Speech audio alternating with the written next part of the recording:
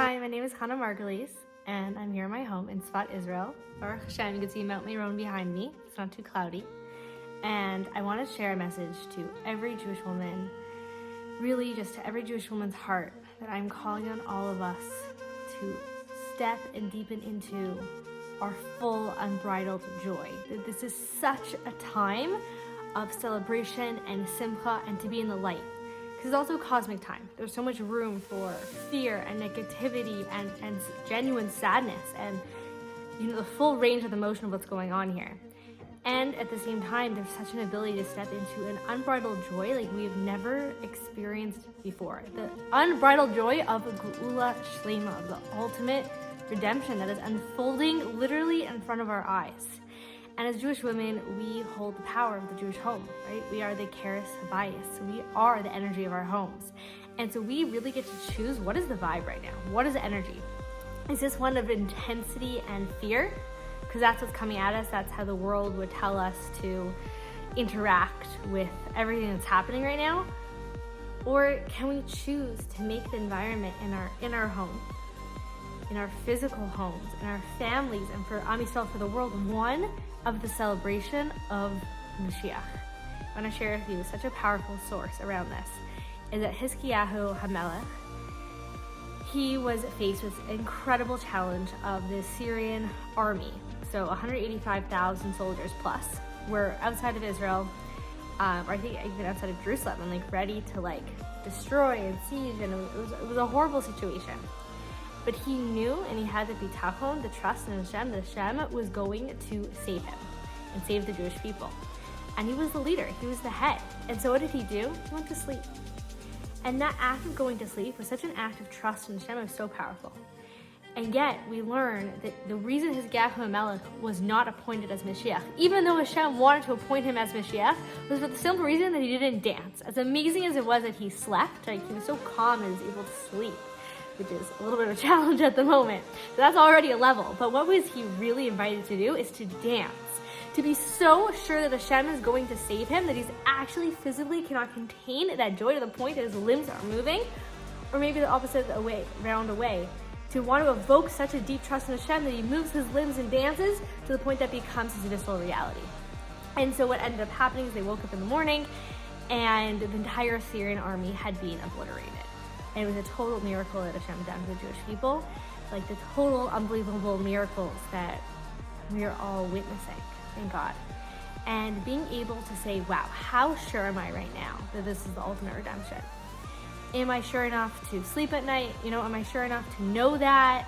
Am I unsure of that? Wherever we're holding in this, am I happy? Okay, it's Mashiach. Or really being able to say, wow, I get to choose how powerful this reality is for me right now. And what are my children going to feel? What is the world going to feel off of me? What am I really showing Hashem? And what is the best way to show that is joy. Because joy is an outward expression of our inner reality. And sometimes we don't feel the joy. Sometimes we have to dance and we have to put on that smile and allow that to come in. But really, this is a time to be learning about Mashiach, learning about Geula, because when you learn about something, it gets our heart excited.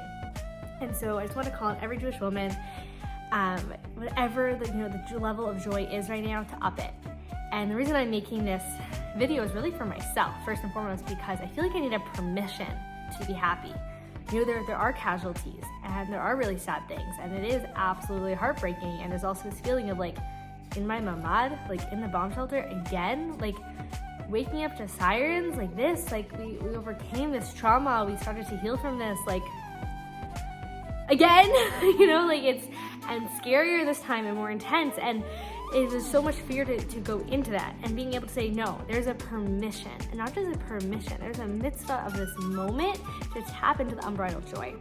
And what is the joy? That's the joy of Mashiach. And I'm learning this book here, The Source of Geula, which is all about the sources of the announcement of redemption and these days of Yemos Mashiach, of going into the ultimate redemption, which is the purpose of all of creation. And something that's written here is this idea that before Mashiach comes, there's such an intensity that shocks us out of day to day, an intensity that shocks us out of just going by routine. And it's, what am I going to do with that intensity? Is this intensity going to allow me to take this moment to really receive Geula here and now? It's really, in a deep way, an act of mindfulness of, okay, it's time to let go of gullus. It's time to let go of whatever's cluttering on my inner space, that gets between me and the Shem. Because the Shem space is a place of joy and confidence. We say in morning tefillos and hodu, ois hedva b'komo. The Shem's place is a place of joy and strength. And really being able to tap into that right now, and whatever permission we need to give ourselves that permission, to receive that permission from Hashem, to give that permission to another woman, because there's such a feeling of, oh, I need to be scared, or if I'm not scared, I'm not taking it seriously, or if I'm, not sad, I'm unempathetic, and being able to let go of all of that, because this intensity that's here and present right now is waking us up to the true joy that is our birthright. It is ours to tap into the joy of Mashiach. And I wanted to just share with you the first page of this book, just because it's so powerful. In the year the king of Mashiach will be revealed, this is from Yalkut Shimoni, which is a classic source on Yemos Mashiach. Rav Yitzchak said, quoting Yalkut Shimoni, in the year of the king Mashiach will be revealed, the kings and nations of the world will struggle with each other. The king of Persia will provoke the Arabian king will go to Aram for advice. All the nations of the world will be in turmoil and terror. They will fall on their faces. These are pains like childbirth. Israel will also be in turmoil and terror, saying, where shall we come and where shall we go? Where shall we come and where shall we go? God will say to them, my children, do not be afraid. All that I've done for your sake. Why are you afraid?